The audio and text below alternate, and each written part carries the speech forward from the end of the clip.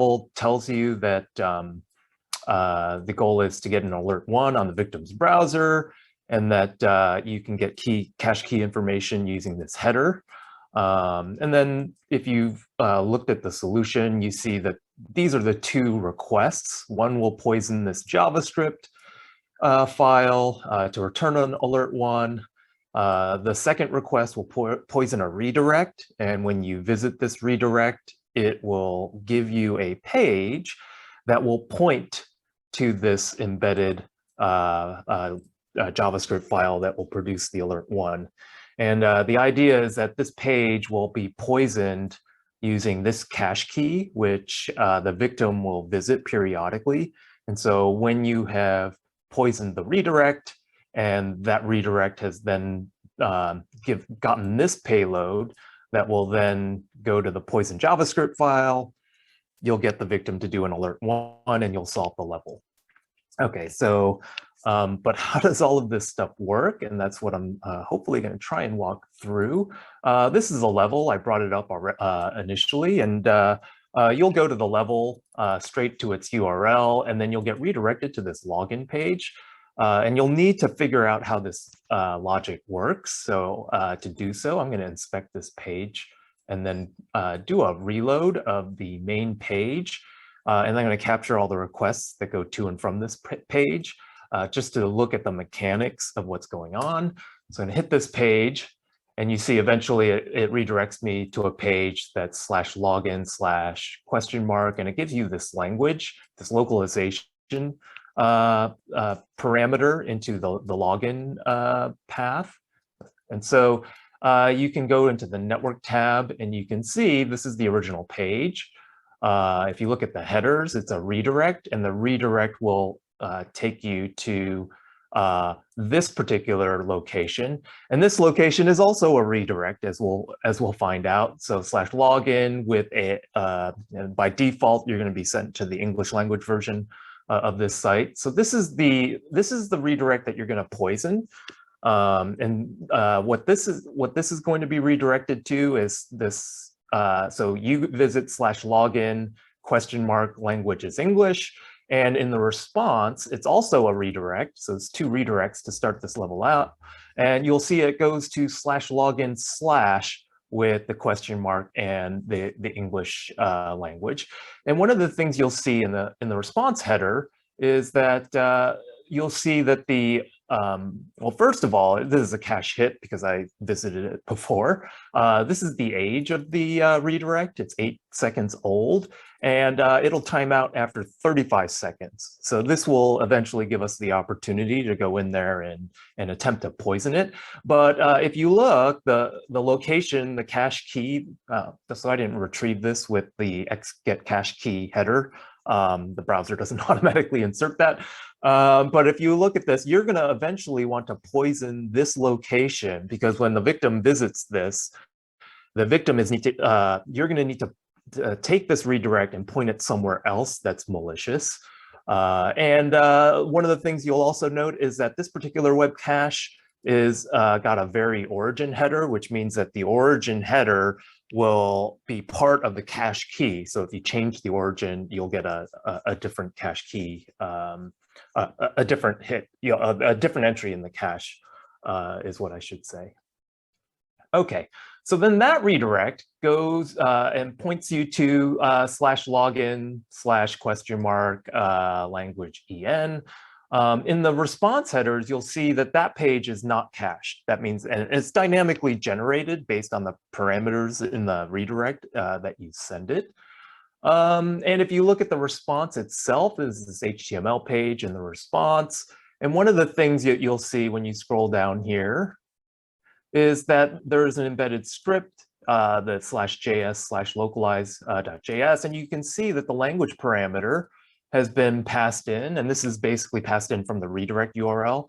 But there's this extra parameter, the CORS parameter, so cross-origin resource sharing, and this presumably is to turn off CORS parsing for this JavaScript file, meaning that you don't want to enable CORS for that for that site. So this is where one of the vulnerabilities is. There's a lot of vulnerabilities in here. It's just one of them. The handling of this header is one of the things that's vulnerable in this site. Okay, so that is a tour through the level. Basically, all of the action. Actually, so I do want to show one thing. It's like the browser will then fetch this this script, and you can see the script doesn't have much in it. So here is the request here in the page, and it just has it sets a cookie to set your localization settings. But if you can point this content to an alert 1, which is what the goal of the lab is, then you'd be able to pop up that alert on the victim, and then you would win the level. So that's basically the mechanics of the level. You're going to want to poison this to say, or a version of this localized.js to point to alert 1, and then you have to point the embedded script over to your poison version, and then you have to point the embedded redirect over to your page that triggers all of this stuff out. So there's a lot of moving parts here. So that's an overview of the level. The next thing is so we're going to start in reverse. We're going to start with the localized.js and try and poison that to return an alert 1. We're going to forget about the redirect for now. Well, first, I'm going to walk through some code just as helper code as I walk through this level. And so this is the very first, program that I want to run against this site. And so I'll just take so this is when I run it in VS Code. I'll take the name of the site and I'll paste it in here because this is programmatically, I'm going to retrieve all of this information from this site. So I need the level site to begin with to start out the whole thing. So that's what I'm doing.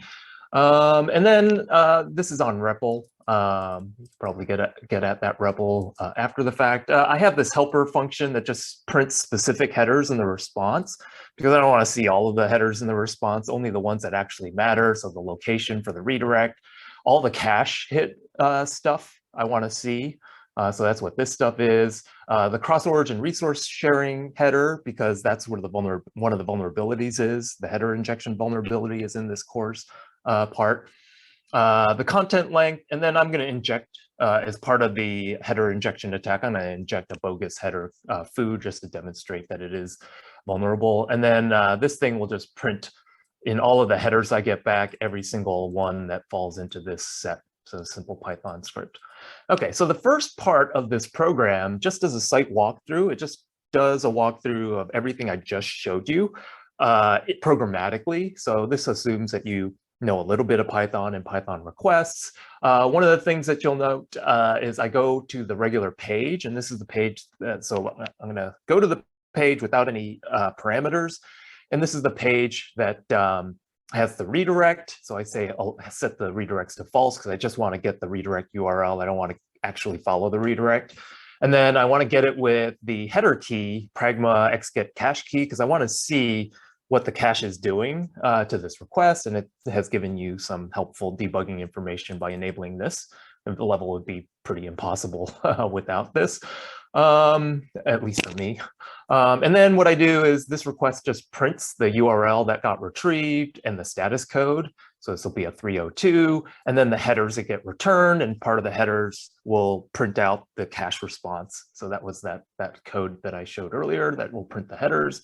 And then you'll see that this will redirect the login. So I'm gonna start this program. I'll hit play, and then this will go to, as we showed before, we'll get the initial login route without the language set. And you can see it gets this URL, the login URL, and it gets the 302 as we saw in the browser, and the redirect goes to the /login/. And then you can see the cache key has a $$ appended to the end of it. And this is the cache key separator, because eventually when the origin is part of the cache key, the origin part is keyed to right after the URI, and that's the separator, and that'll be part of the vulnerability later. This is the first time I hit it. So the age is 0, it's a fresh hit or a fresh miss. So sorry, not a fresh hit, a fresh miss. And this is the age and the origin header as before. And then, and so this is what we just saw is a description of what we should see. And then what I'm going to do is I'm going to follow the redirect that I'm given back and then see what that leads to. And again, you can see this code here. I'm just doing these requests and parsing the response. And so I use Beautiful Soup to parse out the embedded JavaScript file. So I showed you that in HTML, but I'm having Beautiful Soup parse it out for me, which is basically what this code is doing. And so when you go and you follow the redirect to /login, you'll see it gets the 200 as we saw before. It's not cached. And then when you parse the result, the HTML that comes back, you'll see that embedded JavaScript file is there. So one of the things to note is that if you don't supply these parameters, these things are supplied for you, and these are the defaults. So then the question is what happens if I set these as, pass these into as the redirect? Will these get embedded in the embedded JavaScript in the HTML? And that's the question. And so the next thing I'll do is retrieve the embedded URL as it shows up here. And then you can see this is a cache miss. So this indicates the JavaScript file is cacheable. And this is the other thing that we have to poison. We're poisoning two things: the actual the file, one of the files, and the redirect. And so you'll see that this is a cache miss. This is the first time I've gotten it in a while. You'll see that the cache key also, you'll see that the language and the CORS parameters are part of the cache key, followed by the $. And as before, it's got an age of 35 seconds. And then the response, the default response is this language EN. So how are we going to get that to say alert 1? That's the next part of this. So that's the goal. The goal is to make some localized.js pass back an alert 1, and then to trick the redirect into it, including that. Okay, so now we're going to look at how we get the localized.js script. So the first thing to do is to get the localized.js script by itself without any parameters. So that's what this request will do. So again, this is, I retrieve this, and it gets a 200. It's a miss because this hasn't been retrieved before, just without any parameters. You'll see the same behavior as before. And you'll see that the language is English. We're going to set the language to foo and then see that it misses, showing you that the language is part of the cache key. And so you'll see that you actually saw this before, but you're going to see this again. The language is foo, but then you see that the response text actually has, so it basically some Node.js script, whatever's running on the server, is taking this request, parsing this URL, and then filling in a template that is going to set the default language in the response back to the client browser. So you know something is being parsed. The other thing that we had seen was this very origin header. So that means the origin is part of the cache key. So we're going to redo the exact same request, but we're just going to set the origin X header on the client request. And so if you want to see that in the code, the way this is done, it's basically as before. We just hit this localized.js route, and then we set the origin header as part of this get request, and then we'll see what the key gives us back. So that's what the next request is doing. And you can see this is a miss, but you see that the origin header, origin equal X. So basically, on the cache side, the cache is parsing this thing, pulling out the origin header, setting this origin equal to X, and then appending it after that $delimiter, which is part of the cache key. And again, this is 35 seconds old, content length is 48. So you see, oh, sweet, the origin is in the cache key after the $$. But like if you look at this origin, so usually when you have cores enabled and you set the origin header, you'll get some cores headers back that says, you know, well, what is the policy, the cores policy coming back? And you can see there's no allow access control, allow origin, or any of that stuff that you would normally expect back. So this should indicate that, yeah, maybe cores isn't enabled on this request. Somehow it didn't get enabled. And so the other thing you'll see is that the language is the default language because I didn't pass in this, in the script, I didn't pass in the language parameter. Okay, and we saw cores is equal to 0 coming across the localized.js in the HTML for including the localized.js script. You saw languages en and cores is equal to 0. So what we're going to try and do is fetch this JavaScript file with cores is equal to 1 to see what it looks like when the access when cores is enabled and you get the cores header back. So that's the next request. And then if you see this, I am going to retrieve localized.js, and then I'm going to give it this a parameter to the cores is equal to 1, where it was 0 before. And if you see what gets returned, it's a 200. It's a cache miss because we haven't seen this request before. And the cache key is has got the cores header in it. I also fetched this with the origin set. From now on, I think I have the origin set because you need the origin because that's going to, you know, cores is set up appropriately because when you supply the origin and the cores header is set, you'll get the header in the response. And of course, you do see the header. You see the access control allow origin coming back at you. Again, this is not cacheable. It's 35 seconds. And then you can infer that whatever Node.js script is generating the response to localized.js, you can infer that that script is basically including this header whenever it parses a cores is equal to 1 in the request. And so that is something that's a clue.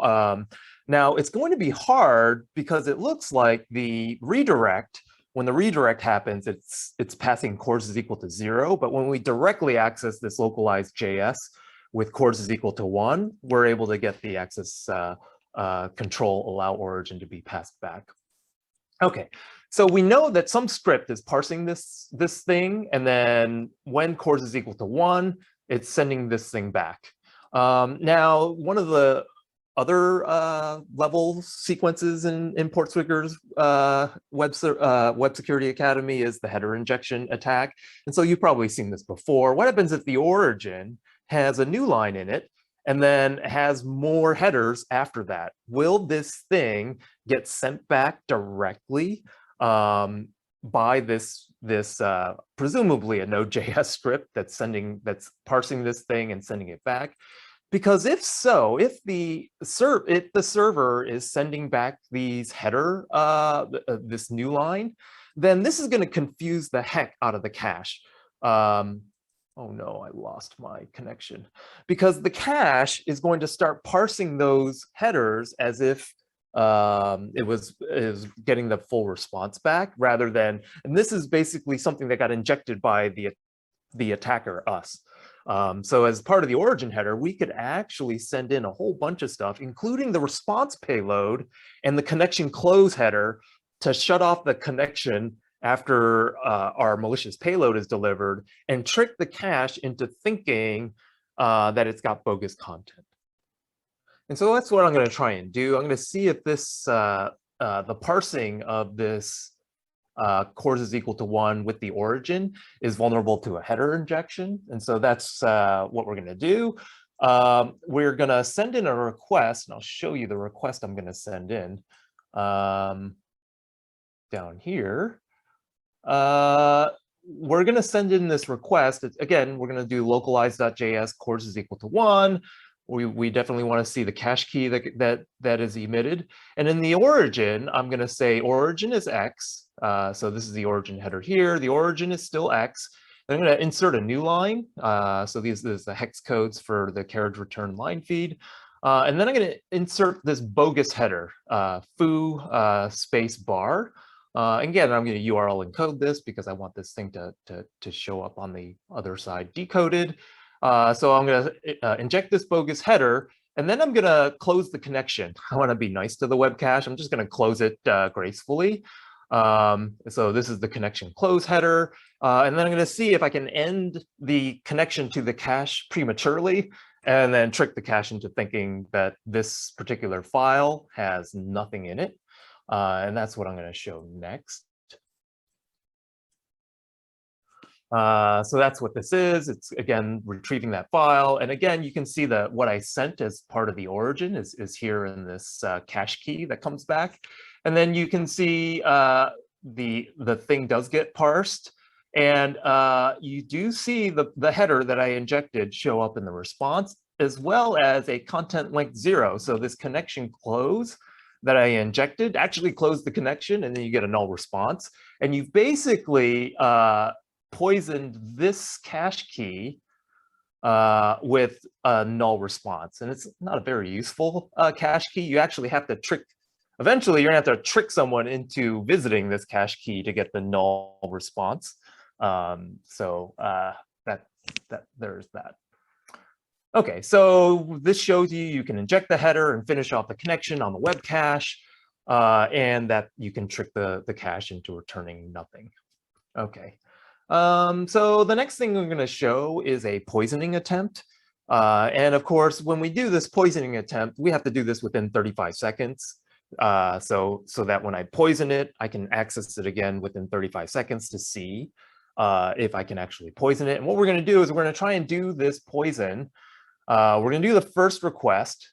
And then what we're going to do is we're going to try and retrieve the cache key right after that poison attempt to see if it actually works, if we can actually get the poison content back as part of the cache key.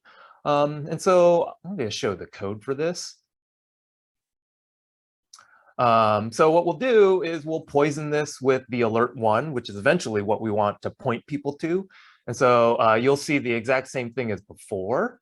I do say the other header that gets put in here is a content length header because you don't want to send back null. You actually want to send back whatever this payload is. And so this is 8 characters. So you'll need to put the header in that the web cache. So the web cache is the client to the server. And the web cache, you tell the web cache that there are 8 bytes that you're going to be retrieving from the server. And then you're going to get an alert 1 from those 8 bytes. So we're going to try and poison this route. We're trying to poison this URL with this content, this alert 1 content. And then what we're going to do is we're going to parse out the cache key that comes back. And that's what this part of the thing does. You're going to, from the response headers, you're going to figure out the cache key. And then you're going to try and get the cache key directly with the header set to see if you can get the alert 1 back using that particular URL that's in this cache key. So that's what we're going to try next. In this replit. So I will expand this out.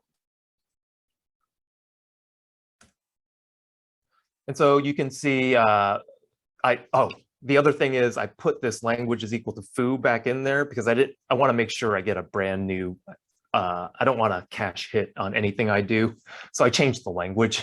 And then this fortunately returns a miss. And then you can see the cache key is right here.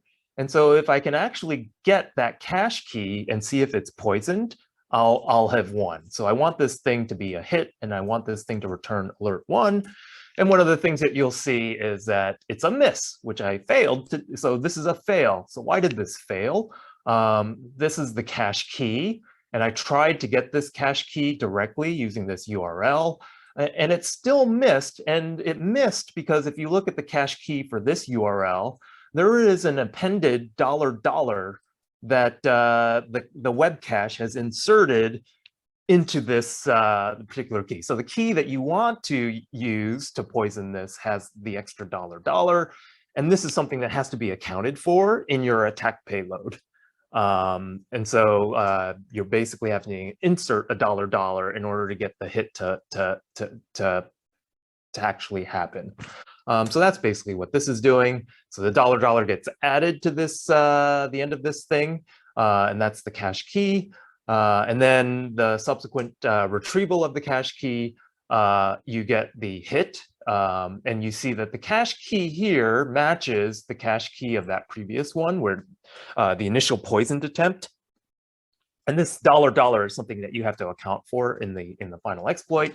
And then you see that this this thing hits, and it's got the same key, and you get the alert 1 that you had injected in there in this previous origin. This is the header injection part of it, and then you'll see that the victim, if the victim visits this cache key, visits the cache key without the $$, it gets the poisoned alert 1. So this is how the level is going to work in terms of getting the alert 1 back to the victim to solve the level. So the gadget, this is the gadget that will form the eventual attack. But one of the things that you'll note is that I had to put in a cores is equal to 1 in order to trigger the cores logic in the vulnerable JavaScript to be produced. I'm assuming it's no vulnerable JavaScript, Node.js script that's parsing the header and delivering the core stuff back. You need to make sure a cores 1 reaches that script in order to perform the header injection that will actually poison the cache with an alert 1. Okay, and the way this is going to be done to trick the cores is equal to 1 setting to make it all the way to the back, because it's actually the application, the redirect script is actually putting cores is equal to 0 at the end of it. The way to do this is through parameter cloaking, which is what previous levels in this web cache poisoning sequence has done. The previous levels are using UTM content and parameter cloaking with a question mark in order to pull this off, in order to do this hiding. So that's what we're going to look at, is how do you use these two, basically these building blocks to build the larger exploit. And so one of the things that we'll do is we'll use first the UTM content header to show that it is being used, is being ignored, right? Like you don't want, UTM content is for site analytics, and you don't really want that to be the reason why you can't cache a site, because the caching content is typically independent of whatever UTM content payload you send it. So the logic of the web cache is meant to ignore UTM content payloads, but if you have a UTM content payload that the cache ignores, but then it gets encoded differently and sent to the backend, and it causes the backend to actually parse some of the things in it inappropriately, that's where your vulnerability is. And so that's what we're gonna, this next sequence is gonna show. We're gonna do the same request, but add the UTM content header using the ampersand. So the language is equal to foo, the UTM content is equal to some character Z. And then you see if you can set the cores header on this thing and see what happens. And you'll see the cache key has successfully removed the UTM content. It parsed this thing, it split the URL, the URI up based on the parameters, and it saw that it had a UTM content parameter, it got rid of it, and then on the web cache, it just removes it from as a key in the cache. So that's all fine and good. When this thing gets passed into the backend, you'll see that the backend still parses this thing and does an access allow, the cores is equal to 1 is still working. So let's now see if the question mark delimiter works. So typically there should only be one question mark in a sequence of parameters, and then everything else should be separated. The parameters themselves should be separated with an ampersand. But if you're a developer and you want to do a quick split on both question mark and you'll parse this thing just assuming that no one's going to put 2 question marks in there rather than only 1, which is the very first delimiter, followed by a bunch of ands. So that's an implementation flaw that a lot of developers like I myself will do this. I don't want to write a parser. Actually, you should rely on a parser in your Node.js libraries or your Python libraries rather than doing a split on your own. Because what you'll see is when you pass this thing with a question mark, you see that this thing is also parsed properly by the cache, where it gets rid of the UTM content. Even though this typically is not what you want, is to have multiple question marks and still have it be passed through. So that you'll see again, this response text also is an alert once, showing you that you've poisoned the cache. Okay, so that's part one of debugging this, and that's the localized.js. This is how you can get the alert one into that. The next part we're going to look at is the login redirect to try and poison the login that will allow this redirect to point to this alert one that we just created here. And so the second part of this walkthrough is going to examine the login redirect logic and to see if that can be done. So as before, this is just walking through how the site works. You go to the initial login route. It redirects you to the login slash with that key. You go to that HTML. And then what happens is there's a backend script that generates the HTML page. And if the backend script will produce an embedded localized.js script, and it will insert the default language and the course is equal to 0 parameter directly into your page. And this is hard because if the thing is always going to set course is equal to 0 on you, it's really hard to bypass that and to be able to enable cores to do the header injection attack. And so you'll have to jump through some hoops, which is what this level is asking you to do. So this is not cached, and then it's got this this embedded script that's going to be hard to bypass. So then we'll get that script, and you'll see that when you get that script, you'll see that the default language is set based on the parameter that you passed in, and then obviously the course is 0, so that you won't be able to do that attack.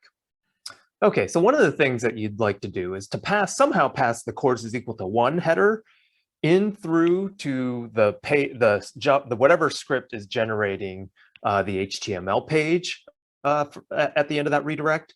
And so let's just first we're going to use a cache buster so that we don't get any cached pages back. We're going to set the language to something new and then set the course header to 1, or the course parameter to 1, to see if that somehow enables cores. And then you'll see that you get this redirect, this verbatim redirect to /login/ using the parameters that you passed it. And you get this redirect, and then the embedded JavaScript page you can get back, and you can see that the backend thing that generates this HTML, that script, is going to parse your course is equal to 1 and say, no, thank you. You're not going to get cores. And that's what you get back. So we really wanted that to be 1, but it's manually setting that back to 0. So one of the things that we're going to try next is the parameter cloaking technique, where we'll see basically idiosyncrasies between the characters that are used in parsing the parameters, like question mark, semicolon, and the ampersand. If you can use one of those and it's being parsed differently between the cache and then the backend web application, you can get parameter confusion, and you can cloak parameters that are hidden on one of them and then exposed on the other. And so that's what we want to do. We want to cloak the course is equal to 1 parameter and see if we can get it all the way through to enable cores on the back end. And so we're going to do that next. And then you'll see what we're going to do is we're going to repeat this request, but replace the ampersand with a question mark. And then you can see the embedded localized.js script doesn't really, well, basically ignores the course is equal to 1, and then just appends the course is equal to 0 on the backend. So that backend script that's generating the /login/ path is just pulling this thing in. It's basically looking for the first and, excuse me, it's basically looking to the end of the URL and then, or the end of this parameter, and then then attaching this cores is equal to 0 heading at the end of it. So that's promising, except that cores is equal to 0 is definitely going to override the cores is equal to 1 we passed in. So the next technique, the next trick is to use URL encoding. And this is the URL normalization problem, where the cache might normalize this URL, make URL decode any of these encoded characters, in which case something that's URL encoded into the cache will get decoded into the actual character and then sent back to the backend. So we're going to use this to attempt to hide the malicious payload in through the web cache and then have it be processed on the backend Node.js script that might be generating this. I'm just assuming it's written in Node.js. A lot of things are. And so that's what we'll do. We'll try and append a URL encoded pound character. So what that does is if you put this pound anchor, this is just a URL, and if you put that pound at the end of the cores is equal to 1, well, this is basically used as a name anchor in a link, and then you have effectively disabled the cores is equal to 0 if you're able to insert a pound character in through there. So we'll see if that works. And of course, so this is the URL with the URL encoded pound character at the end of it. And then you can see the embedded script that comes back actually does have the pound character in there. So this gets decoded by the cache, and then the cache makes the request with this thing as a regular pound character. So that's the error. And then this effectively is going to remove that thing. And so the next thing we're going to try is, oh, sweet. So if I get this URL now, and I send it to the localize.js route, will that enable the cores? Because I set cores is equal to 1 here, and then this gets commented out. So this is very similar to one of those requests that we had earlier. Like we sent this, just the thing before the pound character, and it worked to enable cores. Now we added this name anchor. Does this still work? And so we're going to set the origin to 1 or to X again and retrieve this to see if it works. And if you look at this, this is the cache key, as you would suspect before. The name anchor is removed because that's not part of the content. And you can see that the cores logic has not been enabled. Something went wrong here. And what went wrong is that localize.js, whatever thing is generating that file, is parsing your payload and is saying that this payload, this link that you're sending me, doesn't have cores is equal to 1 set. And as it turns out, the logic for generating this, well, I think the logic for generating this is looking for the and character to parse out parameters. And you've given it a question mark in one and a pound character in the other. And so the logic is not set up to enable cores is equal to 1 on this. And so then the idea is to then see if you can URL encode the and on either side of the cores is equal to 1 to see if that will enable cores on this localize.js script. So that's the next thing. And what we're going to do is we saw the UTM content parameter has been can be used to hide parameters in the cache key. So that's what we're going to do. We're going to use the UTM content to provide a parameter before the cores is equal to 1. And then we're going to have a bogus parameter after the cores is equal to 1 to see if the thing that generates localize.js will properly parse out the cores is equal to 1 and then enable cores. And this will then allow us to point to that malicious JavaScript with the alert 1. Okay, so that's the next request. And so this is the request. The UTM content is set to something bogus. Then you have the URL encoded and the ampersand, followed by the cores 1. The URL encoded ampersand follows that, followed by some bogus parameter, followed by the hash, followed by the hash. And then when you get that, this is what it looks like. So this is exactly how we wanted it crafted. So you can see we're setting this up to be parsed properly by the localize.js route to enable cores. And then what we'll do is we'll retrieve this embedded script. So this was sent to the base page, and then the embedded script gave us this. And then what we'll do is fetch that to see if chords is equal to 1 actually worked. And so you can see that the access control allow origin has been hit. So again, this is then going to enable the header injection vulnerability from the previous step to allow us to do basically the alert1 injection into that JavaScript file. And you can see the key that it generates with the chords is equal to 1 setting. It doesn't have the UTM content, but it does have chords is equal to 1. And this is the key that we're going to eventually want the embedded page to point to this to get that alert. Okay, so now we're ready to try and do an end-to-end thing where we're going to poison the redirect, and then we're going to use that to enable cores to send a victim to a spot in localized.js that has cores enabled.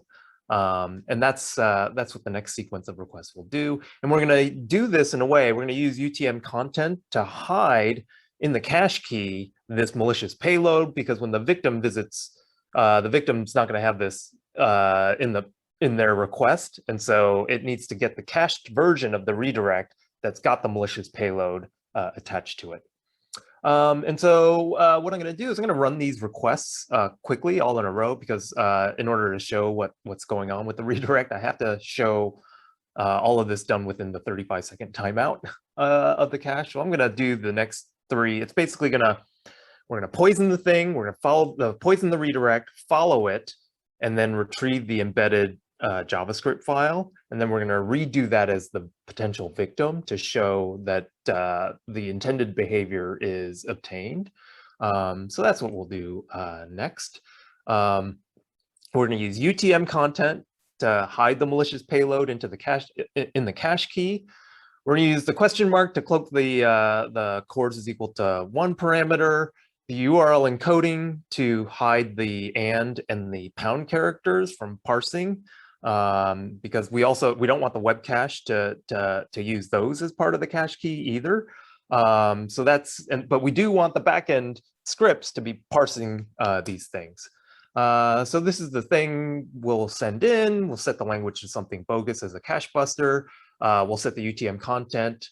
And all of these things return a 302. And so this is the original redirect. It's done verbatim. And so you'll see that the UTM content is stripped out. We'll visit the redirect. We'll retrieve the embedded page. And then we're going to visit as a subsequent victim. Now I'm going to run through this quickly just because I want to make sure it's been cached. So that one, I made it by a second. We'll visit the redirect and we'll retrieve the embedded content, which hit. So I did 3 requests, one as the adversary, basically hitting the redirect with the poison, following the redirect, the /login/path, which causes the embedded HTML to have that JavaScript link that also has the poison in it. And then I'm going to visit the poison JavaScript file and get that cached. And then I'm going to subsequently visit as a victim. I'm going to redo the exact same workflow as the victim monitoring just the regular page. So I did that all in a row without explaining those 6 requests all in a row without explaining what the contents were. I'm going to now walk through each one of them. So let me scroll back up to the original. So this is the first one, the first poisoned request. And so it's got the malicious payload in it, but you'll see that the cache key, even though it's got all that malicious content in it, it has still got just the language set. And this is the typical, this is what the victim is going to do, is basically hit this language thing. And right now the origin is whatever you send it. We're gonna change that eventually with our actual exploit. And so you'll see that all of this stuff gets hidden from the cache key, which is what we wanted, the UTM content all the way down to the %23. You'll see that the redirect, though, copies that whole thing verbatim into the /login/. And this is the poison, right? Like eventually when the victim visits this path with that origin, it will be redirected to this poisoned site. And so if you visit the poisoned site directly using that path, so you see here, you'll get as a response after the script on the server parses this thing, you'll get this JavaScript file, which is basically copied directly from the parameters through here. And then the fact that it's just copied over, well, then when you access this particular route on the server, this will get parsed. And so that's what this request will do. It retrieves this from the server again. And as part of parsing this, because it's got these two ands in here with the cores is equal to 1 set, you'll see that this thing has the cores enabled. So this means that it's exploitable with the header injection attack. So we managed to get this redirect crafted, and we managed to cloak the parameters in a way that this backend server generates this path that will then, in its parsing, enable cores on the backend. Okay, and then you can see this is this document.cookie. Eventually, we're going to whack this and put in our alert 1, but you'll see that that thing gets passed through. Now, the victim is going to do, the next part is to demonstrate the victim revisiting this and getting all the poisoned stuff back to it. So again, the victim's just going through the regular redirection. So this is, the victim in this level is just doing it with the language of English, but since we poisoned it with the language of 6 X's, we'll have the victim visit this base page, and you can see that this redirect got poisoned, and the location is the thing that we put in there previously.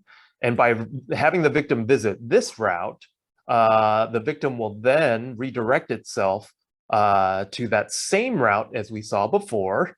And the localized script will be this poisoned one from before. And when the victim goes and retrieves that embedded link, again, this will hit because assuming we have poisoned that JavaScript file, you'll basically get this, the cores is equal to 1 version of this file. And then this will turn on cores. And so this isn't the full exploit because we actually wanted an alert 1. We didn't want this garbage in there. But that'll be so that's the setup for the actual exploit, those 2 requests that we showed at the beginning.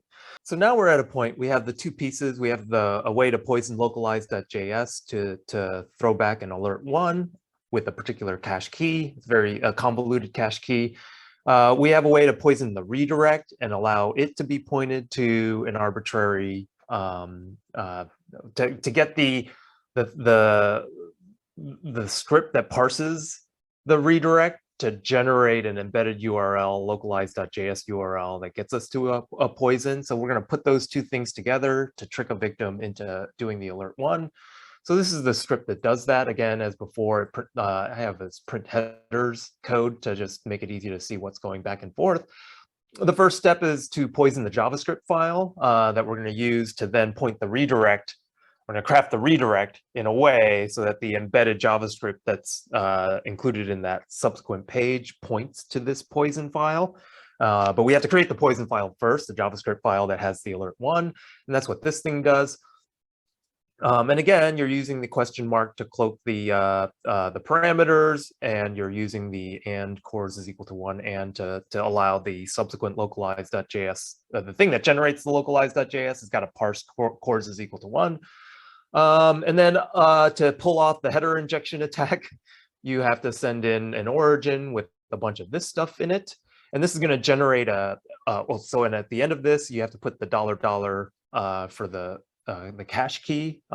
This will eventually get removed, but you need to inject that into the key. And so what we'll do is we'll fetch that file, and then you'll see that the cache key that comes back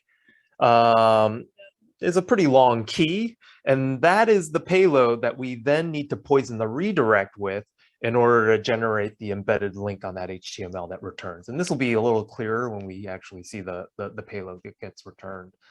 And then just to make sure we poisoned it correctly, we're going to retrieve that poisoned JavaScript file. We'll just get this cache key, and we need to remove the trailing $$ that gets added by the cache. So that's what this logic is doing, removing the $$, and then we're going to go and get that cache key to make sure that it delivers the alert 1. And that's what this code. So this means we successfully poisoned that JavaScript file. And the reason why I'm walking through the code all at once is because I have to do this. We have to do this quickly because we have to keep both of them poisoned in order for you to solve the level. And then these things time out after 35 seconds. So I can't poison the JavaScript file and explain it while having any hope for poisoning the redirect while still managing to hit the poison JavaScript file at the same time. So I'm gonna run all of this all at once after explaining the code walkthrough, what you're gonna get. So the next step is to poison the actual redirect. And so what you want to do is you get the original page, because there is a cached version of the page on the site right now because the victim is periodically visiting it. And what you need to be able to do is you need to slip inside right when that thing times out, the entry times out, so you can inject your poison redirect immediately. And that's what this code is doing. You're basically getting the page that the victim visits with this particular language. You're figuring out its age from the header. So you get the age header back. And then you basically take 35 minus the age and you sleep that amount. And then right when you wake up is right when the thing times out of the cache. And that's when you deliver your poisoned redirect. And again, you're trying to you're trying to bounce this redirect location off of the site, off of the script that generates /login/, so that script embeds as the localized.js path a link to your poison JavaScript file that delivers the alert 1 from the previous step, which is what this step is. So what you're doing is you're taking that cache key and you're basically putting it into this thing. And of course, you have to URL encode it as we saw before. Otherwise, this thing gets parsed by the cache and then it blows up the whole thing, because you want the thing to be a hit when the victim visits the default page. And so this is where you'll see that cache key show up. And again, without the $$ because you don't, because the cache will inject that on its own. So yeah, and then you get this poison page, the $$ is ignored. And then you can pretend to be the victim and then retrieve the default page that the victim gets to make sure that the victim gets the malicious payload. And so that's what we'll do, is we'll print that out. And then, so you'll get the poison redirect, and then you can visit the redirect, and then you can see that the localized JS script has got that malicious payload. So I'm going to run the script, and I'm going to go rifle all through all the requests, and then I'll scroll back and then explain each of these steps and what you should get. So poison the JavaScript file, retrieve the poison file, poison the redirect. And as part of that, you have to wait for this thing to time out and then inject it. So 10 seconds. Poison the redirect with the payload. Visit as the victim, and then note the poison redirect. And you see on the right, you see this thing has already been solved. And so let me step through the different steps of this on the solve.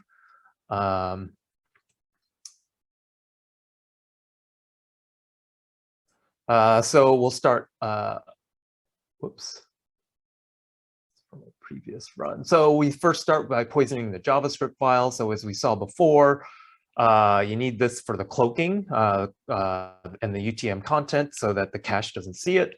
On the web cache on the redirect, you need the cores is equal to 1, and you need those to be surrounded by ampersands in order for that script to parse it out and enable cores. And you can see that this thing will have cores enabled.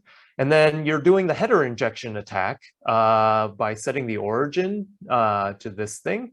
And then it's going to give you an alert 1 in response. And so that's where you get an alert 1. The next thing is this generates this cache key. And so if you remove the two $$ characters, you'll see that this thing will hit. Since I just hit return, it's age of 1 second.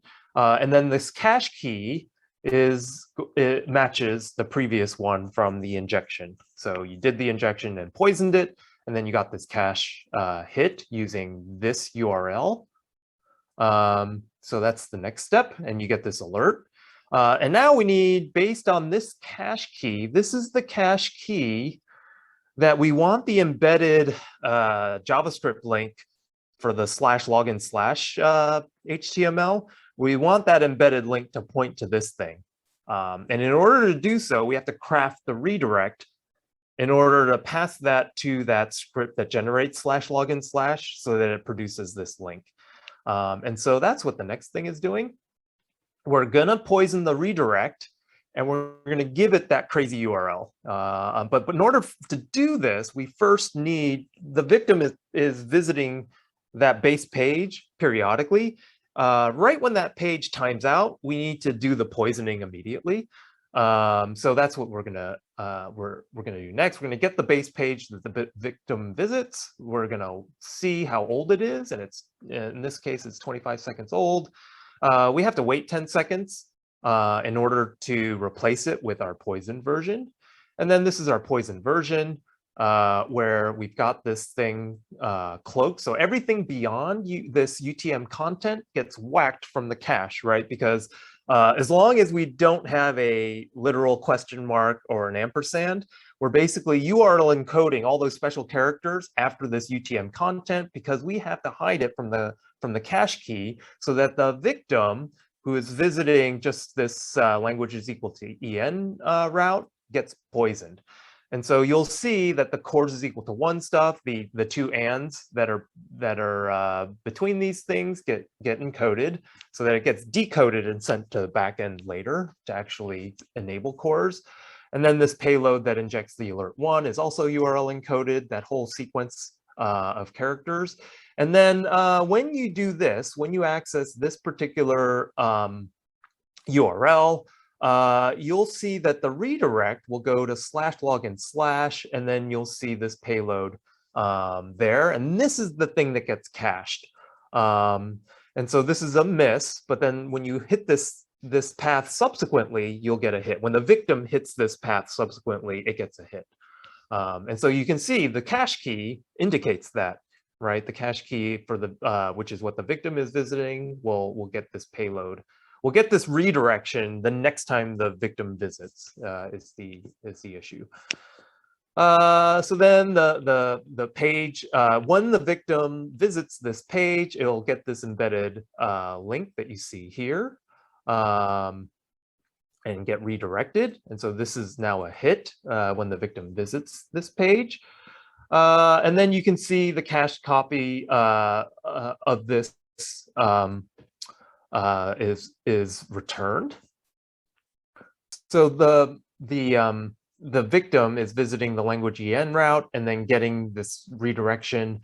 And actually, my script was supposed to parse out the embedded localized.js script on the way back, but it's written very poorly to pull out the very first JavaScript file that it gets back. And unfortunately, it's solved so quickly that it ended up, this should have been is meant to be the localized.js with that malicious payload. It was supposed to point to this initial JavaScript file that we poisoned things with, but it's actually the completed lab header instead. But I'm not going to go back and redo this.